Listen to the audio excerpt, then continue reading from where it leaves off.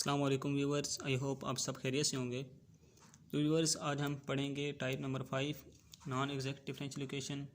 ये किसकी टाइप है? डिफरेंशियल इक्वेशन की टाइप है। पहले हम 4 टाइप्स पढ़ चुके हैं, तो आज हम पढ़ने जा रहे हैं टाइप नंबर 5, जिसे कहते हैं नॉन एग्जैक्ट डिफरेंशियल इक्वेशन।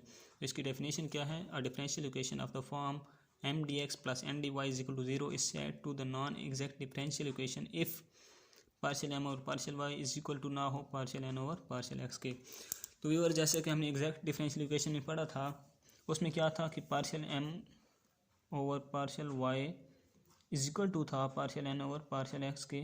तो नॉन एग्जैक्ट में हम क्या डिफरेंस आया? सिर्फ यहाँ पे नॉन इक्वल आ चुका है, तो इसमें नॉन इक्वल होगा। तो अब हम क्या करेंगे? हमने करना ये है कि non differential equation, non exact differential equation को फर्स्ट ऑफ ऑल हम कन्वर्ट करेंगे एग्जैक्ट डिफरेंशियल इक्वेशन में। जब हम इसको एग्जैक्ट डिफरेंशियल इक्वेशन में कन्वर्ट करेंगे, यानी कि हमने ये फॉर्म बनानी है जिसमें partial M over partial Y equal to हो partial N over partial X के। तो इसके लिए हमने क्या करना है? हमने करना ये है कि जो हमें गिवन कंडीशन होगी, गिवन इक्वेशन होगी, ये तो जनरल इक्वेशन है ना, जो हमें क्वेश्चन में गिवन होगी, उसको हम किसी सूटेबल नंबर से मल्टीप्लाई करेंगे, किसी भी सूटेबल नंबर से। वो कोई भी सूटेबल नंबर ऐसे नहीं होगा, वो हमें फाइंड करना पड़ेगा। उस सूटेबल नंबर को इंटीग्रेटिंग फैक्टर कहते हैं। जैसे कि ये लिखा हुआ है, now if this differential equation is multiplied by a suitable function then the resulting equation is exact differential equation. कि जब हम इस इक्वेशन को किसी सूटेबल फंक्शन से मल्टीप्लाई करेंगे, तो जो रिजल्ट में हमारे पास इक्वेशन बनेगी वो एग्जैक्ट होगी। तो this suitable function is called integrating factor I F, यानी कि हम इंटीग्रेटिंग फैक्टर हमें फाइंड करना पड़ेगा। तो इंटीग्रेटिंग फैक्टर कैसे फाइंड करते हैं, उसके कुछ फार्मूलाज हैं, वो मैं आपको बताता हूँ। तो व्यूअर्स, ये हमारे पास कुछ रूल्स हैं इंटीग्रेटिंग फैक्टर को फाइंड करने के। Some rules to find integrating factor. I F stand for integrating factor. हम क्या करेंगे? M Y minus N X over N is equal to P of X. अब आप पूछेंगे, सोचेंगे कि एम वाई एन एक्स क्या होता है। मैंने आपको बताया था कि partial M over partial Y, इसको हम एम वाई कह सकते हैं, और partial N over partial X, इसको हम एन एक्स कह सकते हैं। जब ये हम फाइंड करेंगे मतलब हमने ये फाइंड किया, जब हम ये फाइंड करेंगे मतलब हमने ये फाइंड किया। तो इसकी वैल्यू यहाँ पे हम पुट कर देंगे। एन क्या होता है? मैंने आपको बताया कि जब हमें इक्वेशन गिवन होती है X Y D X plus N X Y D Y is equal to 0, तो जो हमारे पास यहाँ पे एक्स वाई के वेरिएबल की इक्वेशन होती है वो हमारे पास एन होता है। तो इसकी वैल्यू हम यहाँ पे पुट करेंगे is equal to P of X. तो पी एक्स, जो पी ऑफ एक्स आएगा, फिर हम क्या करेंगे? Then integrating factor is equal to, basic चीज़ अब आ रही है कि इंटीग्रेटिंग फैक्टर इक्वल टू किसके होगा? E power integration of P of X D X. जो यहाँ पे हमारे पास आंसर आएगा, उसके इंटीग्रेशन को हम ई की पावर में लिख देंगे। ये पी एक्स इधर फार्मूले में क्या है? पी एक्स फंक्शन है सिर्फ एक्स का। मतलब जब हम इस चीज़ को सोल्व करें, तो जो हमारे पास यहाँ आंसर आए वो सिर्फ एक्स में हो, यानी कि 1 ओवर एक्स हो, एक्स स्क्वायर बाई 2x हो, कुछ भी इस तरह की वैल्यू हो। सही है, इसको x बाई 2 कर सकते हैं। यहाँ इस तरह की वैल्यू आनी चाहिए जब हम इसको सोल्व करें। सिर्फ एक्स का आंसर आए, एक्स के अलावा कोई भी वेरिएबल उसमें शामिल नहीं होना चाहिए। मैंने एग्जाम्पल लिखी है, जो कि जैसे ये देखें, X minus Y over X, X Y over 2, यानी कि अब वाई आ गया है, तो ये हमारे पास इसका सोल्यूशन नहीं होगा। अगर ऐसी कोई वैल्यू आ जाती है तो हम सेकंड फार्मूला अप्लाई करेंगे। सेकंड फार्मूला क्या है? N X minus M Y over M.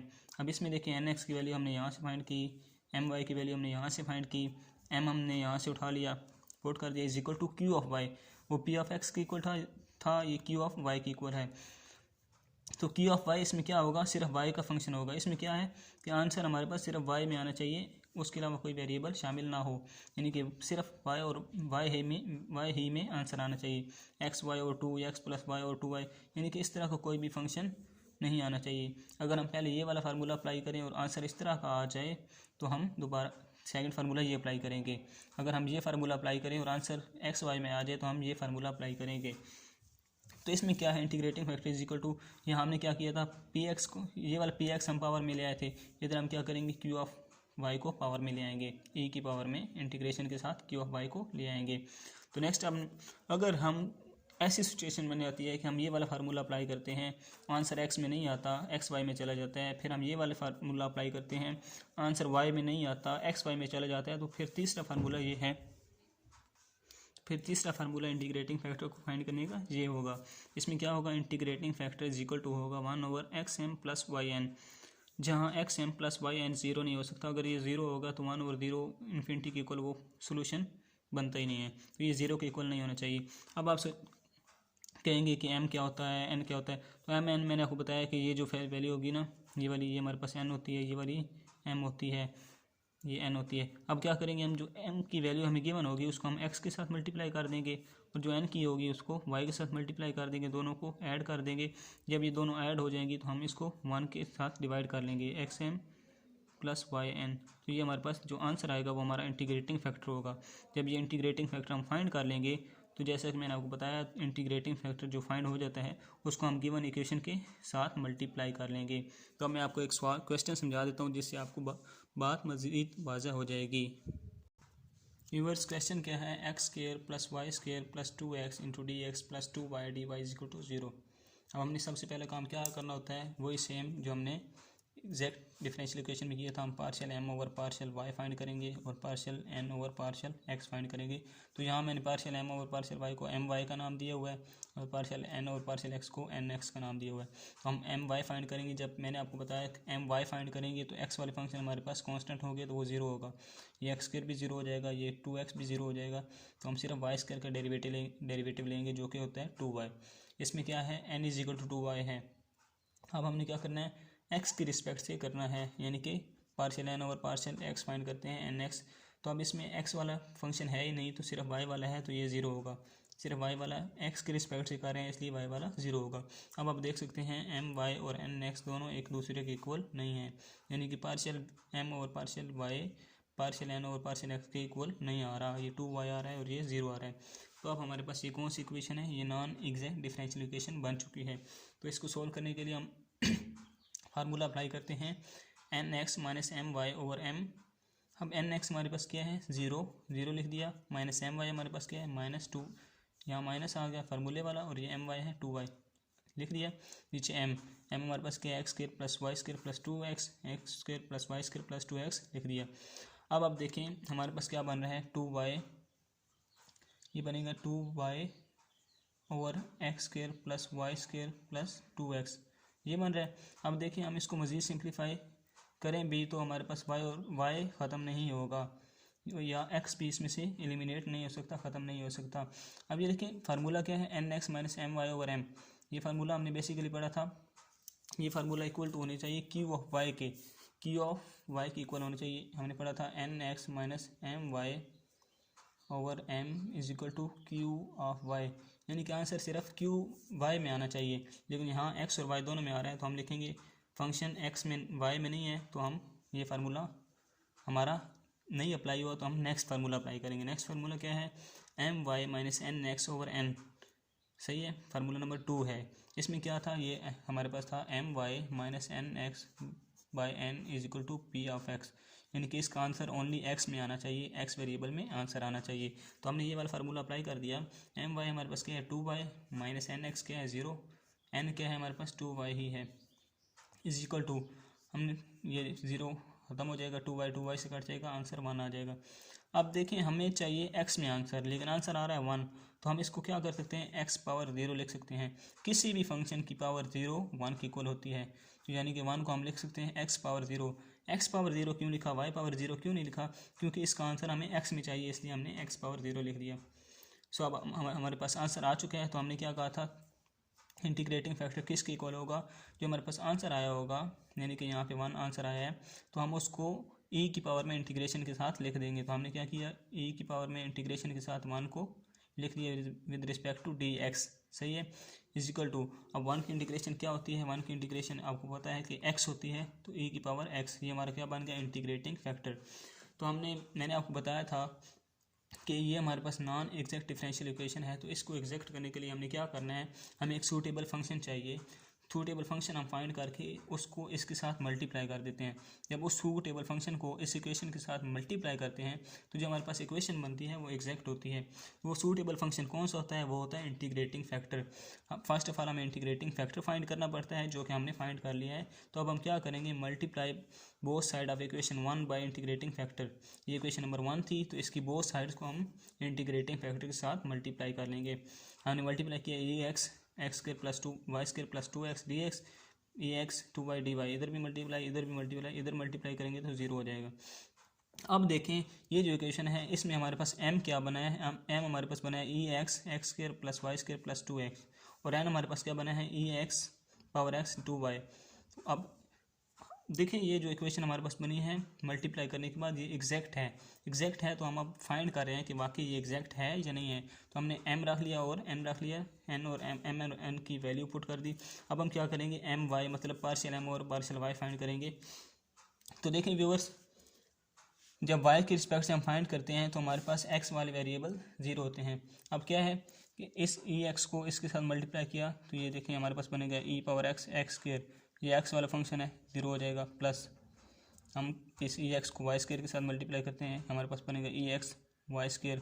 अब देखें ई एक्स वाई स्क्र आ रहा है तो ई एक्स कॉन्स्टेंट है, बाहर आ जाएगा और इसका वेरिएबल हमारे पास बनता है 2y। हमारा आंसर क्या बनेगा, ई एक्स 2y, वो हमने लिख दिया। प्लस थर्ड वैल्यू क्या थी, ई पावर एक्स को 2x मल्टीप्लाई करेंगे तो ये भी x का फंक्शन है, ये भी 0 हो जाएगा। तो हमारे पास आंसर सिर्फ क्या रह जाएगा, ई पावर एक्स 2y, ये हमारा आंसर आ गया। अब हम n की तरफ चलते हैं, n की वैल्यू हमारे पास क्या है, ई पावर एक्स 2y। हम इसको x के रिस्पेक्ट से करेंगे, जब x के रिस्पेक्ट से हम इसको सोल्व करेंगे तो देखें व्यूअर्स, अब 2y हमारे पास कांस्टेंट है, बाहर आ जाएगा, ई पावर एक्स का डेरिवेटिव करेंगे, ई पावर एक्स का डेरिवेटिव ई पावर एक्स ही होता है। तो ये हमारे पास आंसर क्या बन गया, सिंपली हम इसको इस तरह भी लिख सकते हैं, ई पावर एक्स 2y।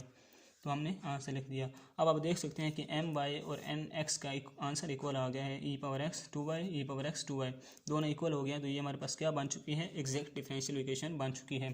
तो जब हमारे पास इक्वेशन एग्जैक्ट डिफरेंशियल इक्वेशन बन जाती है तो नेक्स्ट स्टेप हम क्या करते हैं, हम फार्मूला अप्लाई करते हैं, integration of m dx plus terms of n free from x dy is equal to c। m क्या है हमारे पास, अब हम ये वाली वैल्यू m की लिखेंगे, e power X X square plus Y square plus 2x into D X plus, अब देखिए viewers terms of n free from x, n की वो वाली टर्म लिखनी है जो जिनमें x ना हो। तो अब हमारे पास ये देखिए n की एक ही टर्म है जिसमें x शामिल है, हमारे पास कौन सी टर्म बन रही है, x की n की ई पावर एक्स 2y। तो अब देखिए इसमें x शामिल है, तो ऐसी कोई भी टर्म नहीं है जो x के बगैर हो, ये एक ही टर्म है। ये अगर अलग अलग होता ना तो हम कहते कि 2y है, लेकिन ये अलग नहीं है, ये एक ही टर्म है, मल्टीप्लाई हो रहे हैं आपस में, तो इसलिए यानी कि एक ही टर्म है तो इसमें x शामिल है। तो हम लिख देंगे नील, कि ऐसी कोई भी टर्म हमारे पास नहीं है जिसमें x शामिल ना हो, तो यहाँ हम क्या लिख देंगे, नील इज इक्वल टू सी। अब इसकी इंटीग्रेशन करेंगे, इंटीग्रेशन ई एक्स एक्स स्क्र की इंटीग्रेशन अलहदा कर दी, ई एक्स वाई स्क्र की अलहदा, ई एक्स 2x की इंटीग्रेशन अलहदा इज इक्वल टू सी। अब हम क्या करेंगे, जब हमारे पास कोई से दो वेरिएबल आपस में मल्टीप्लाई हो रहे हो और उनकी इंटीग्रेशन करनी हो तो हम क्या करते हैं, इंटीग्रेशन बाय पार्ट्स वाला फार्मूला अप्लाई करते हैं। इंटीग्रेशन बाय पार्ट्स वाला फार्मूला क्या है देखते हैं। तो ऊपर देखते हैं कि इंटीग्रेशन बाय पार्ट्स का फार्मूला क्या होता है। ये अगर हमारे पास दो वेरिएबल इकट्ठे आ जाएं तो उनमें से हम एक को फर्स्ट रखते हैं, एक को सेकंड रखते हैं, दोनों की इंटीग्रेशन कैसे ली जाती है, first function as it is आ जाता है, integration of second function minus integration of whole derivative of first function integration of second function with respect to D X. अब देखिए हमारे पास इधर है e power X X square को हमने फर्स्ट फंक्शन रखा, ई को ई पावर एक्स को सेकंड फंक्शन रखा। ये हमने क्यों रखा, क्योंकि हमारे पास एक फार्मूला होता है आई लेट, ये हमारे पास एक मेथड है चेक करने का। आई मतलब इन्वर्स वाला फंक्शन, एल मतलब लॉग नेचुरल लॉग वाला फंक्शन, ए मतलब algebraic function x square 2x इस तरह के, टी मतलब ट्रिग्नोमेट्रिक फंक्शन, ई मतलब exponential function.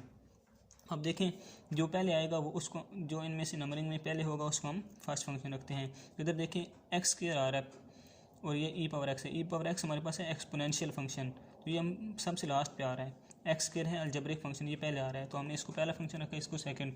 First function as it is आएगा, integration of second minus integration of whole derivative of first function integration of second function, तो integration of second function with respect to D X. अब देखें X square as it is आएगा, e power X की इंटीग्रेशन e power X ही होती है minus integration of whole 2x, X square के डेरिवेटिव होते हैं 2x integration of E x ही होती है dx। अब इस वैल्यू को, ये वाला आंसर जो है हम इसको उसमें पुट करके देखते हैं। ये व्यूअर्स हमने उसका आंसर एक्स स्क्र ई एक्स माइनस 2x ये हमने आंसर पुट कर दिया, प्लस ई पावर एक्स की इंटीग्रेशन ई पावर एक्स आ गया और वाई स्क्र क्योंकि कांस्टेंट था बाहर आ जाता है। इसकी इंटीग्रेशन बेसिकली हम इस तरह करते हैं, integration of E power X Y square dx। अब ये dx है तो मतलब हमने x के रिस्पेक्ट से इंटीग्रेशन करनी है, वाई स्क्र हमारे पास कांस्टेंट होगा बाहर आ जाएगा, integration of E power X dx।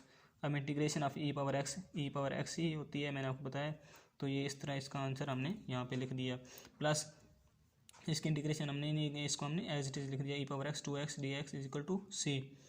अब ये देखें e power X 2x dx ये प्लस में है और ये माइनस में है, दोनों आपस में काट जाएंगे। हमारे पास क्या रह जाएगा, हमारे पास रह जाएगा एक्स स्क्वायर ई एक्स प्लस वाई स्क्वायर ई एक्स। इसमें से हमने ई एक्स कॉमन ले लिया तो हमारा ये आंसर बन जाएगा। तो ये था हमारे पास method non exact differential equation को सोल्व करने का। तो व्यूअर्स आई होप सो कि आपको समझ आ चुकी होगी। अगर आपको किसी पॉइंट की समझ ना आई हो तो आप कमेंट्स में मुझसे पूछ सकते हैं, मैं आपकी खातिर एक नई वीडियो भी बना दूंगा। तो अगर आपको वीडियो पसंद आई हो तो लाइक करें, कमेंट करें और सब्सक्राइब करें। वीडियो को देखने के लिए आपका बहुत शुक्रिया, थैंक यू।